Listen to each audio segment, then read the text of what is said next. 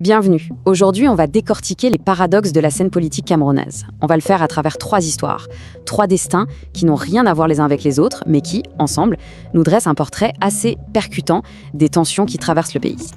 On commence fort. La source qu'on analyse aujourd'hui s'ouvre avec cette phrase. Une phrase qui claque, elle donne tout de suite la couleur et on comprend immédiatement les risques que prennent ceux qui osent s'opposer au pouvoir. Alors, notre premier cas, c'est l'illustration de ce que ça peut coûter au prix le plus fort.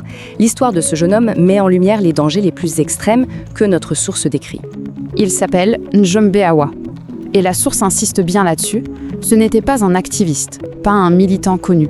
Non, c'était un citoyen lambda, quelqu'un de calme, sans histoire, qui vivait sa vie tranquillement dans son quartier. Et là, la source nous déroule l'engrenage. Une séquence vraiment glaçante. Tout est parti d'un simple geste, porter un t-shirt. Et ce geste a déclenché une cascade d'événements qui ont mené au pire. Arrestation, torture pendant des jours, et puis la mort. Et pour couronner le tout, une version officielle qui n'a rien à voir.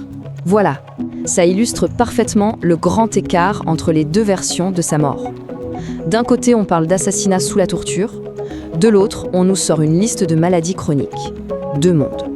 Et pour ajouter au trouble, la source mentionne un témoin clé. Quelqu'un qui aurait pu confirmer la version de la torture. Sauf que cette personne a elle aussi disparu, évaporée. Cette histoire tragique pose une question fondamentale, et elle nous sert de transition pour examiner le comportement d'autres figures de l'opposition. Après ce premier récit, on change complètement de registre. La source nous parle maintenant d'une autre disparition, mais celle-ci soulève des questions très différentes sur la stratégie et la crédibilité de l'opposition. On s'intéresse maintenant au cas de Moïse Timtwang.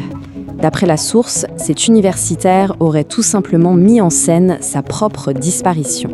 Il a prétendu être en danger et ça a déclenché une vraie vague de panique dans tout le pays. La source décrit ça non pas comme une tactique, mais comme une véritable pièce de théâtre. Une mise en scène qui a joué avec les nerfs et l'inquiétude sincère de toute une population. C'est assez fort. Et la critique, elle est sans appel. La source parle d'une attitude profondément irresponsable. L'analogie est parlante, à force de crier au loup pour rien, on finit par ne plus être cru quand le loup est vraiment là. C'est ça, le point crucial, la conséquence sur le long terme. C'est que la prochaine fois qu'une personne disparaît là pour de vrai, la première réaction pourrait être le doute. Et ça, c'est terrible. Pour boucler la boucle, la source est assez sarcastique. Elle met en opposition ce drame fabriqué avec une vraie récompense en disant que le seul prix qu'il a gagné, c'est le prix de la fuite. Et ça nous amène tout droit à la 3e personne de notre récit. Quelqu'un qui, au même moment, recevait un tout autre genre d'attention, mais cette fois sur la scène internationale. Et oui, pendant que toute cette affaire de fausse disparition faisait du bruit, Maurice Kamto, le leader de l'opposition, recevait ce prix international, un prix vraiment prestigieux. Et pour qu'on mesure bien le contraste, la source prend le temps de détailler le CV de Maurice Kamto. C'est pas n'importe qui. Un juriste de calibre mondial, un ancien ministre, il a même défendu le Cameroun et gagné un procès majeur. Bref, sa stature internationale est indiscutable. Et c'est là que le contraste est incroyable. Au Cameroun, il est traîné dans la boue, emprisonné, mis sur la touche. Et à l'étranger, au même moment, il est célébré, récompensé. C'est le jour et la nuit. Et attention, ce n'est pas une petite récompense de quartier. Le fait qu'il la partage avec un autre juriste de cette trempe, ça montre bien le poids et le sérieux de ce prix sur la scène mondiale.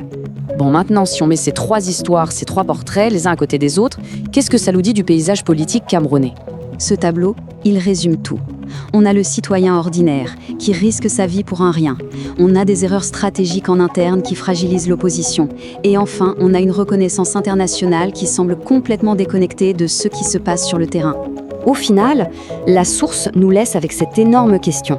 Prise en étau entre une répression brutale et une reconnaissance lointaine, que peut bien espérer l'opposition au Cameroun ? Le chemin à suivre, c'est clair, il n'est pas encore tracé.